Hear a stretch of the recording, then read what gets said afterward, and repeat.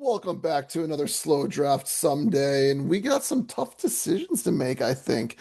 In our first draft here, we got 10 minutes left. We are in the 13th round, and we got a 2-3-6-1 going on. And we don't really have any great targets for us except for Hunter Henry, who would be another 11th round or 11, week 11 buy.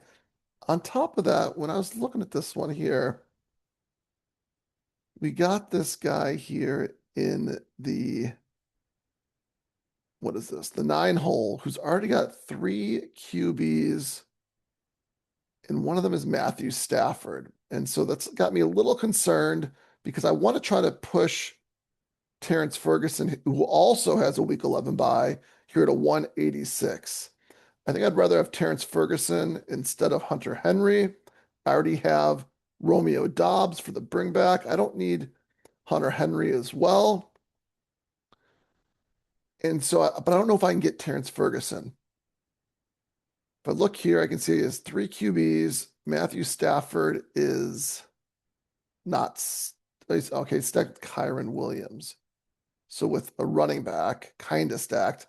Malik Willis, Miami, not, oh no, okay, stacked with the running back again. Interesting. Then CJ Stroud, that one's not stacked at all. And Pittsburgh is the bring back. There is no bring back there either. And he has a week 11 bye already here in Kyle Pitts also. So this is a tough one. I don't know if he's stacking on purpose or on accident. This was at an ADP value. This was what, like that might be around his ADP, right? 129. CJ, you know what? I was reading this as Cam Ward for some reason. CJ Stroud. Let's look one more time. Houston. Yeah, he doesn't have that. And a bring back would be Tennessee. He doesn't have any Tennessee, so still not a bring back. Or not, sorry, bring back would be Green Bay. I'm getting this all mixed up. Still not a bring back. Okay. I do think it makes this is a tough one. I do need running backs as well. I only got 3 running backs, 2 at the first 2 picks, so I can definitely delay. I could see myself double tapping running back here and here if I could get Tajay Spears and Jonah Coleman. The other option here would be like a Juwan Jennings or a Trey Tucker. Juwan Jennings and Trey Tucker don't stack. They're not super exciting picks. I think Ryan Flournoy down here. We already have six wide receivers as well. We don't really need a wide receiver here. There's also stacking partners later on for bringbacks on this one and stacking on this one. So I think wide receiver is kind of out of the question here, especially for this pick. With the next pick, maybe if there's nothing else available that makes sense, we could go wide receiver and call it a day. What other QBs are available? Not that we need a third QB.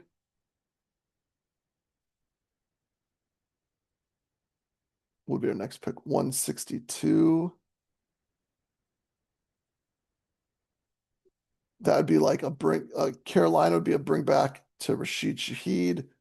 I'm also, I think, digging the Fernando Mendoza pick in certain drafts. If we can put like a Michael Myers uh, at the end of the draft, I think that's fun. Michael Mayer, sorry, not Meyer. A freaky draft we'd have. So I do think it's between Tajay Spears and Jonah Coleman. It gives me like max flexibility. It grabs a position of need right now, keeps other positions open in ways that I want to keep them open. And so it's just a question of which one do I want here of these two. I don't know if I have a whole lot of either of these guys. Let's go look and see. Tajay Spears, 5.1% so far. And do I have him stacked up with Christian McCaffrey at all? No Christian McCaffrey. And then, not that it matters a whole lot.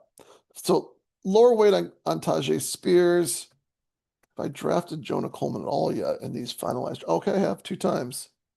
Both of them are with Bo Nix. So I've done this before already as well. You can see both times with Bo Nix, and then maybe one of those times with Troy Franklin, one of with Jalen Waddle. Let's see. Yeah, okay. There we go. It's kind of cool. A little bit of mini stacks here. Looks like I got some New England stacks on the better one. Bo Nix, Jalen Waddle, Jonah Coleman, along with AJ Brown and Ramondre Stevenson. Got AJ Brown at a value. Got Jalen Waddle at a value. Looks like I overdrafted Jonah Coleman in this one. I don't know if he was falling or yeah, he's probably falling, I guess. Or he's probably fallen a bit, but maybe also overdrafted him there. I do think, hmm, like I said, I could go running back here and feel good about that also. Out of these two, I think Jonah Coleman's more likely to fall back to me than Tajay Spears. Tajay Spears has been getting some, I don't know, a positive buzz recently, but a decent amount of good coach speak where his name was coming up first in conversations. I have very little of either of them. I think we're gonna go Tajay Spears here and then hope maybe that Jonah Coleman makes his way back around. If he doesn't, I guess we'll just evaluate what our next pick's gonna be. I'm not sure exactly, depending on what's available.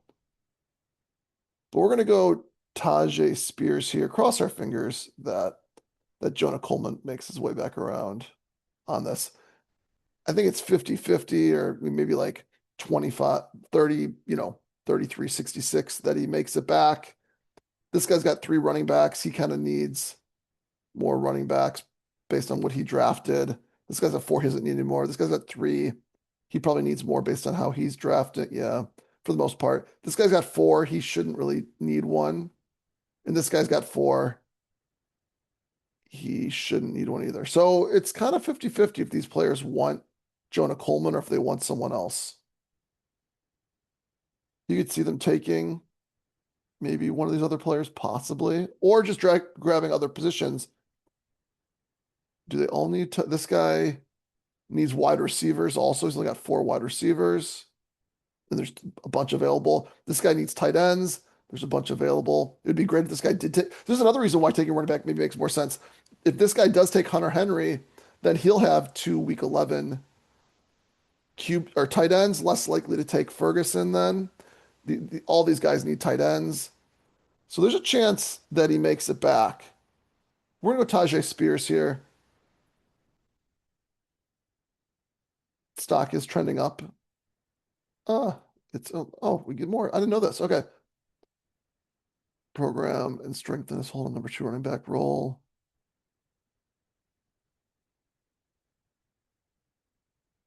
Yeah, I think there's still some risk. What's going on? Last year for Spears and the contract, new coaching staff, but the coaching staff has had positive things to say about Spears. In some cases, almost mentioning Spears before Pollard. So we're going to draft Spears here, figure out the next pick when we get there.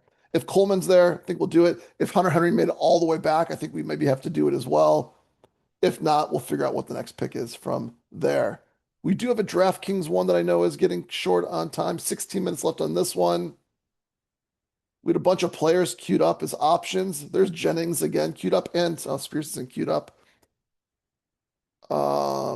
Why do we have, okay, so Jones, because we had Josh Downs. We do have 2 QBs already. Those 2 QBs are Lamar Jackson and then a Kyler Murray, who unstacked on this one, but now stacked with Aaron Jones. So back stacked with Aaron Jones. I don't mind grabbing a 3rd QB, but I don't like taking that 3rd QB at cost in builds where I don't need to take a 3rd QB. So I think that pushes Jones down the pecking order. and Bryce Young down the peck. We have two options, right? Because we have, did we have, yeah, Jalen Coker on this team as well. So we're going to push those two further down. Can either of them make it all the way back? It looks like they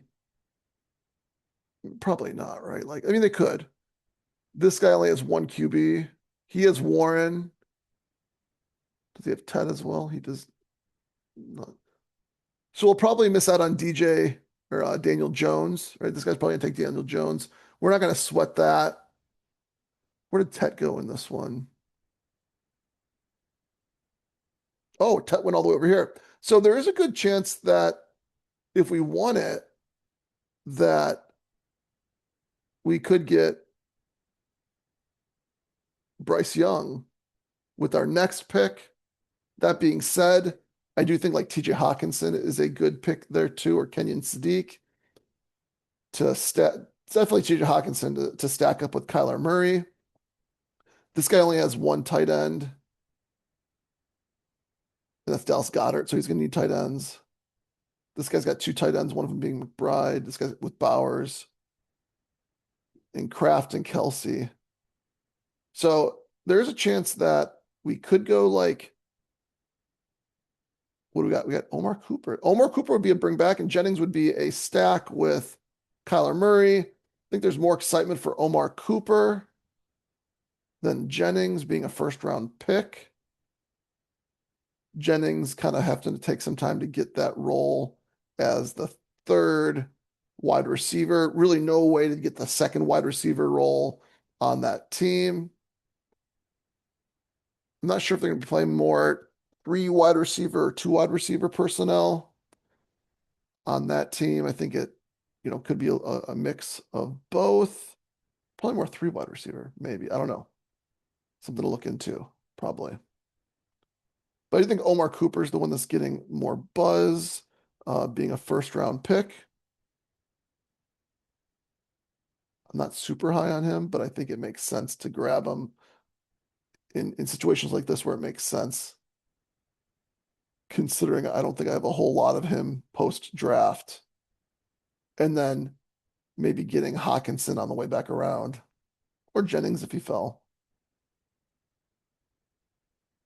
Yeah, we're just going to take Omar Cooper on this one. Basically, first round talent is what we're betting on with that one there. I think the rest of them we have some time. Yeah, so let's finish up. We got one more we're going to do on DraftKings here, and then we'll go back over to Underdog. Oh, speaking of Minnesota, he is the best available. He's 5 picks past ADP. This is the time to get like some of the other players that have been targeting right now. You can see here I do have Jalen Waddle, so Bo Nix is a target. I think Addison is a good play. Not, I mean, Addison maybe not as valuable as I thought he was earlier.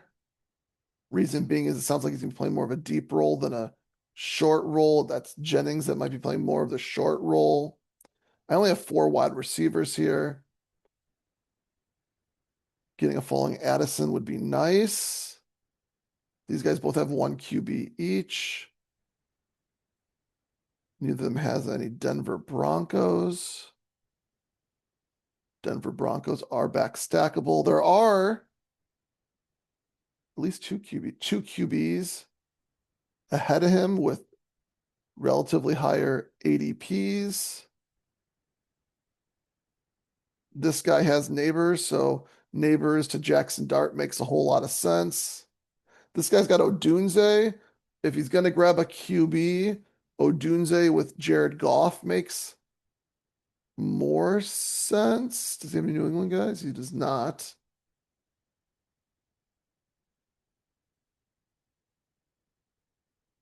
We have 3 running backs.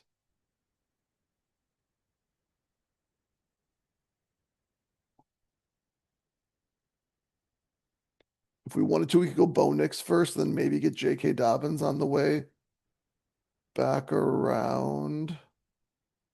Both these guys kind of need running backs. Oh, this guy needs running backs too. This guy doesn't really need running backs. Could always take a fourth one though, whenever. That's kind of the meta these days to grab that fourth running back earlier. We have three running backs.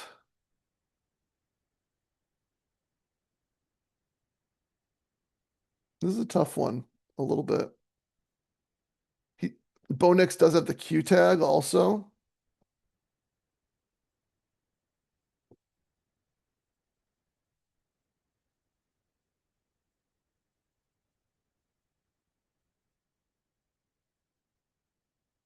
I think we risk it. 7 picks past ADP. Is he falling down the boards? Let's go take a look at our market movers here. Addison, we'll look at this. Okay, Addison's not falling down the boards, but he is a significant value here in DK relative to underdog. In the past, I would have said, I don't know why he's so much cheaper on DK. I think maybe possibly that makes sense. Addison maybe won't be peppered with as many targets if he is playing more of a deeper role.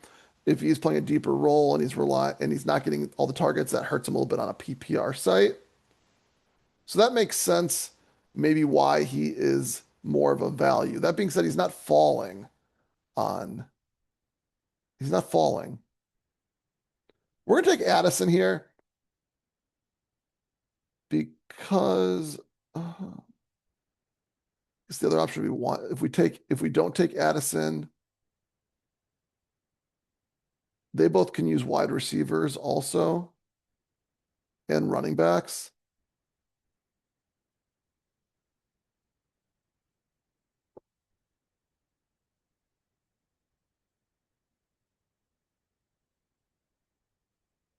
Romeo Dobbs is an intriguing pick, but that'd be for the next. Maybe if he gets, I have him. I don't know if he fell to 130 or not. There's one where I saw where he's a chance to fall to 130, but he could get there. I don't think we're gonna take him at 111. Romeo Dobbs would be a bring back on New England. I think we're taking Addison here.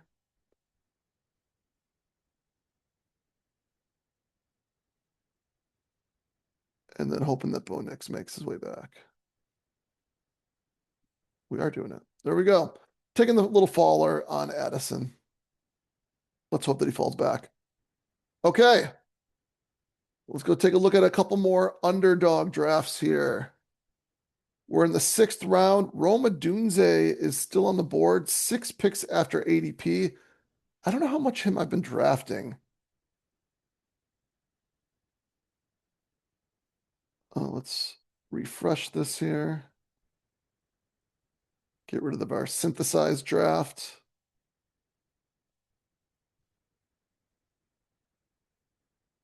Not much. Below ADP or below market on Rome Odunze. Rome Odunze would make sense. He is a bring back on Amon-Ra. We got Thomas and Parker Washington, which would be stacks with Byshell Tootin if we want to do that as well.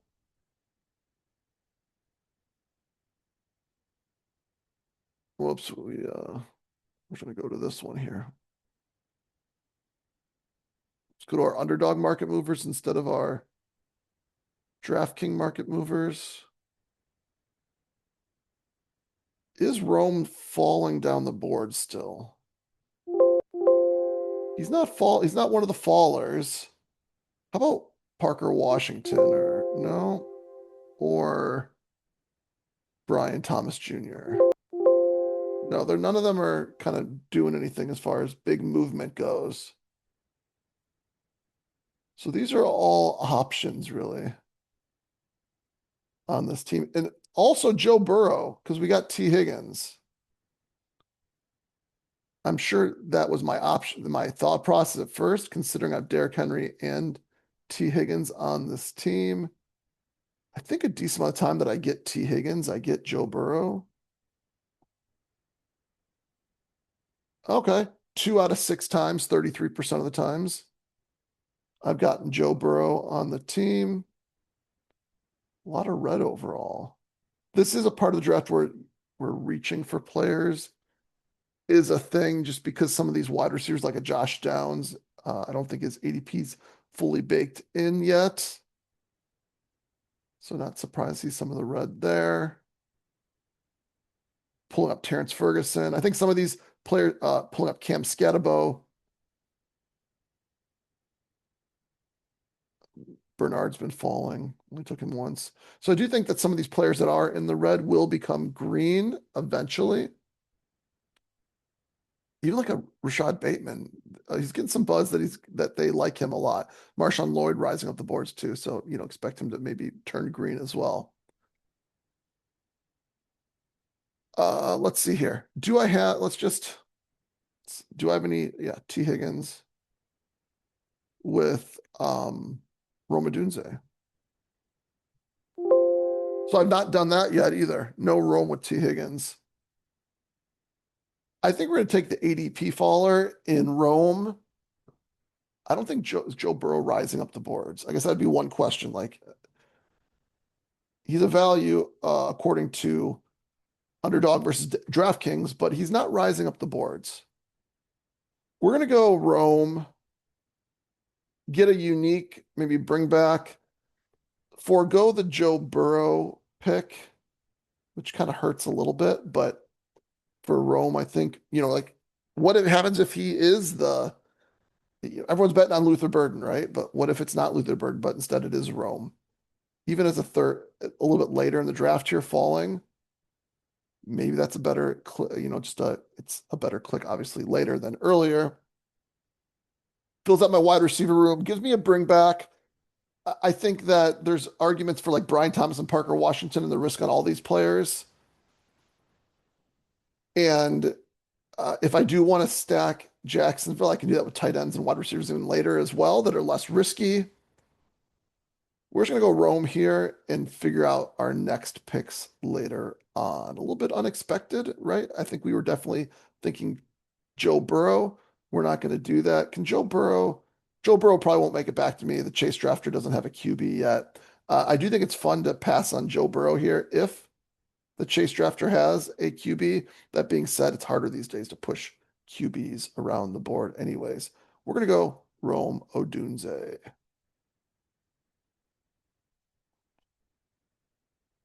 Okay, 18th round, we got Michael Mayer. Speaking of that, so this is one of the things that I've been doing, that I've been thinking about, and I don't know if I've executed a number of times, but I've thought about it more, and I might have a couple more queued up, possibly, or I'm thinking about it further along in the draft. Like I'm going to try to queue it up if the opportunity arises. This grabbing a Fernando Mendoza when it makes sense on a build, especially if you have like an Arizona player as a bring back for week 17, and then instead of trying to get one of the wide receivers, which you don't know, like if they sign Debo, if they sign Stephon Diggs, if they sign Keenan Allen, you expect most likely the Las Vegas receivers to fall down in value.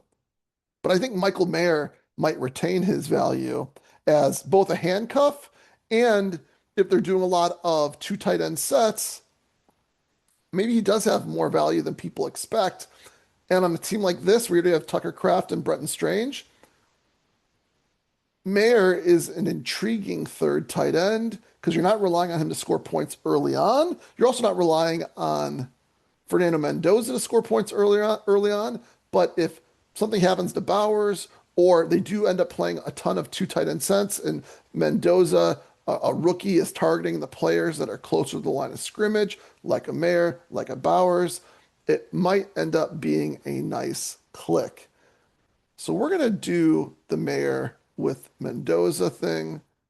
And I think we got this maybe, like I said, queued up a couple more times, hoping it actually is a good click. We'll find out if it is or isn't by the end of the season. We are foregoing, um, a number of tight ends, Eli Stowers, Parkinson, and Njoku, and Grimm, Darnell Washington, uh, Kolar down there too. I think Mayer could easily outperform all these players, even without an injury to Bowers. That being said, of course, if there is an injury to Bowers, then he I think easily outperforms all these players. So it's so like a handcuffy tight end that I think makes sense. Darnell Washington could be the starter. Some people are saying that, not saying it's not going to not guaranteed to happen, but there is a chance. Mayer's definitely not going to be the starter, but he still could get targets, and he could end up a great tight end handcuff again on a bring back with the stack. We're going to do it. No one else has fallen to us that makes a whole lot of like where we got to do something else. And we got everything else stacked, built out pretty good. Running backs are a little scary here. We are definitely needing Tony Pollard to carry it. And then we're either hoping that Jeremiah Love gets off to a fast start or Chris Rodriguez actually has a good role at the beginning of the season at least.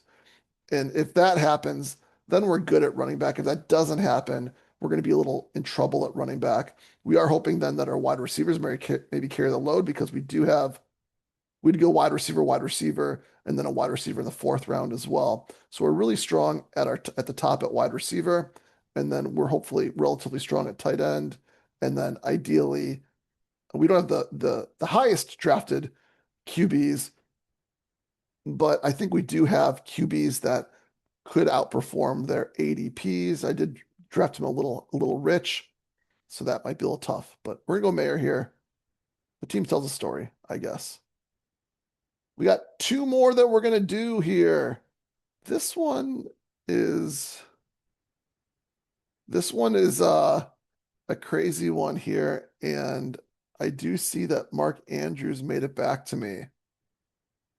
Don't usually do this, but this is you want to get unique with your builds if it makes sense. I did start. Did I start? Not real, not a whole lot. Kind of not. Actually, not really. Um, Jordan Love fell all the way to 130, and it was between Jordan Love and Mark Andrews. I thought there was an outside chance that if I take Jordan Love, who would get stacked up here with Tucker Kraft, that there's an outside chance that Mark Andrews makes it all the way back to me at 135, which would make that a much more exciting click. If he didn't, I thought one of the other tight ends would make it back to me if I wanted a tight end anyways. And Mark Andrews makes it back to me. I started a little bit of a running back or a wide receiver, or not a wide receiver, a QB thing here too. And that Tyler Shuck went. Is he unstacked or stacked for him? An unstacked Tyler Shuck. And then Malik Willis unstacked as well, but that's a quarterback you don't need really stack. And then he even pulled up Cam Ward, so kind of a little bit of a with Tate, so a little bit of a QB panic there in a way, not really, but kind of. Take credit for it. We're definitely done at QB. We are definitely weak at running back on this one as well. We got our stud in Hampton. Hopefully starts strong, stays strong. Price, a rookie. We're saying that Price at least starts the season strong here. And then Harvey has a role. We got got Harvey stacked up with Nix along with Waddle. And so we definitely are, heavy on wide receiver again on this one, doing things a little different than a lot of other people in some of these builds. I definitely have a bunch of builds with heavy running backs, but I've been targeting Waddle here, and that's definitely pushed me to much more heavy wide receiver builds up front. That being said, I like something like this. Jacobs, Judkins, Pollard, Warren, Monungai. I don't, who you can debate which ones they are, but that seems like a fun five wide receivers as well, with two stud or running backs with two stud wide receivers, a tight end, a falling Kyler Murray all the way back to 123. I passed on Kyler Murray to get Bo Nix stacked up with two players, and then Jordan Love. Okay. So this is an easy pick, though. We're taking Mark Andrews to stack up with Lamar. This is definitely a risky one because we wouldn't have had anyone stacked with Lamar, but we do get him stacked with Lamar well past ADP, getting some awesome ADP value in this one. We got Lamar 3 picks past ADP. We got Bo Nix essentially at ADP. Jordan Love more than a round past ADP. at at a little ahead of time at so those were our a little ahead. So, but we got some massive ADP on a couple players here that I think are it's really fun when they match your team. Mark Andrews, welcome to the team. We got one more left. I don't know what this one is. Oh, Terrence Ferguson is queued up. We do have one person with three tight ends. Terrence Ferguson is a little further down the board. We should be. This guy though has been. I'm in like one. This guy, I think you want to draft against. If you can draft against him, I think you'll be happy to draft against him. He has been doing some things. That being said, he has grabbed players that in this one that are exciting players past ADP with that. He has three tight ends though. Kraft, Chig, he pulled all the way up to 132. Ferguson, 133.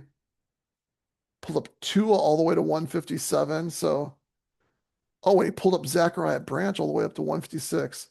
He's not afraid to pull up players. He already has three QBs, three tight ends. They're all relatively early. You got to think he's not going to pull up a fourth tight end. Is he stacking at all? Not with Jaden Daniels. Not with Matthew Stafford yet at all. And he did stack with Tua. That's weird. That's where he decided to stack was Tua and Zachariah Branch. What draft? What kind of draft is this one? Is this let's find out. A little down. These are the $1 drafts. So not the, it'd be nice if this was a bigger one, but it's not. Zach Charbonnet is a round and a half past ADP here. He would be our fourth running back. We have two super solid ones. We have two others that will hopefully have good roles. There's some buzz that Zach Charbonnet might not miss much of the season, like maybe only the first 4 weeks. We have 6 wide receivers. Trey Harris already was drafted, right? Yeah, looks like he was. Right here.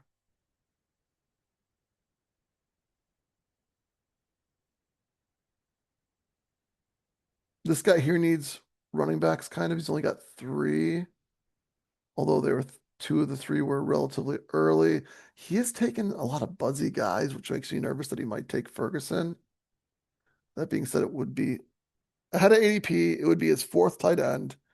It just doesn't make sense for what he's doing at all to do that. Although I guess I wouldn't be surprised. Antonio Williams would be a stack for him. And then, I don't know, any of the wide receivers or Tucker. You could definitely go 2 wide receivers here. It makes sense for his build. He's probably going to be not have Neighbors to start. That being said, I don't know. Trying to get into his head probably is not making a whole lot of sense. I think this is a Zach Charbonnet build, right? Like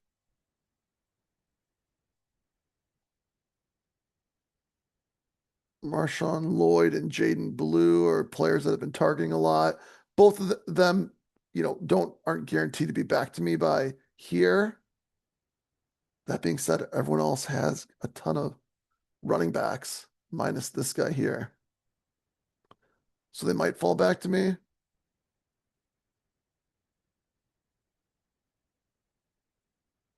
I don't think going 6 running backs would make a whole lot of sense.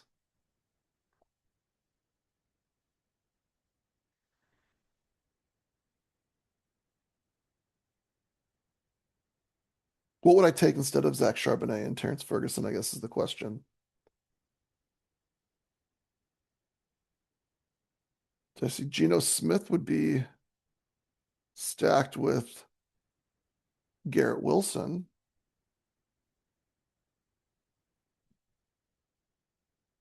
That being said, we already have Lamar and Justin Herbert. We don't need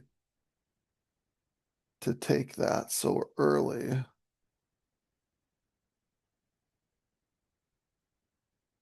Everyone else has at least two QBs. A bunch have three already. Guess that's expected when you're this far into the draft. Where's like Omar Cooper Jr.? There's AD Mitchell. He's only got two QBs. One of them is the best QB in the league, though. Omar Cooper Jr., Kenyon Sadiq, where are they? Here's Kenyon Sadiq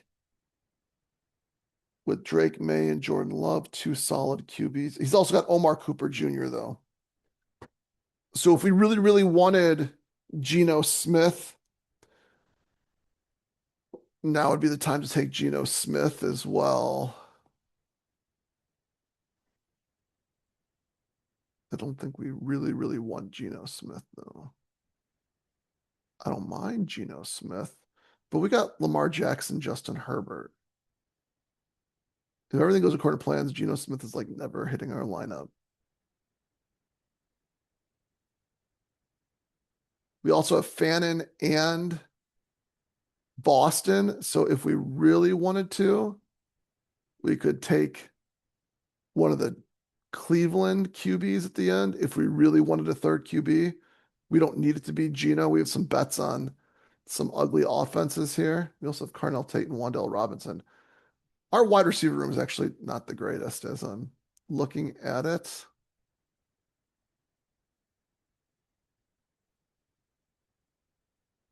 But I don't think these wide receivers are the greatest either.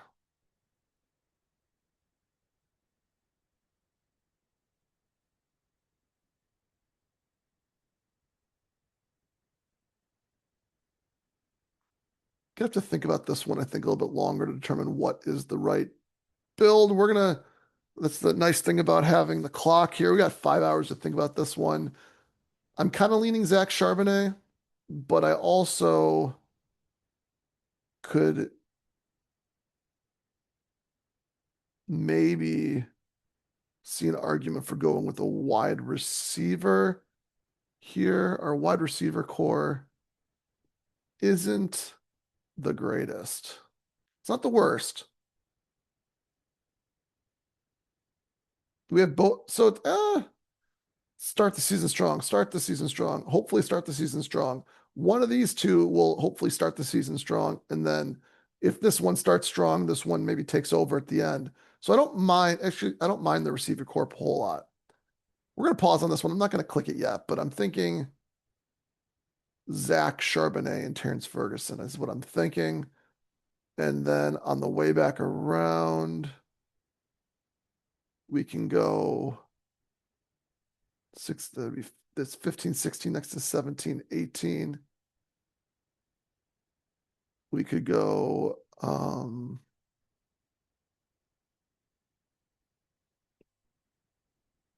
don't know, there's no one Elijah Surratt if we wanted to. We don't have there's another one we don't have Lamar Jackson stacked up yet. So Elijah Surratt, or actually Rashad Bateman might make more sense on this one. Or two. We do get two of them, like Bateman and Surratt, because we need wide receivers. Bateman, Bateman, Surratt, and then maybe we take Lane if he makes it to the end. We just get bet on all the older or all the secondary wide receivers.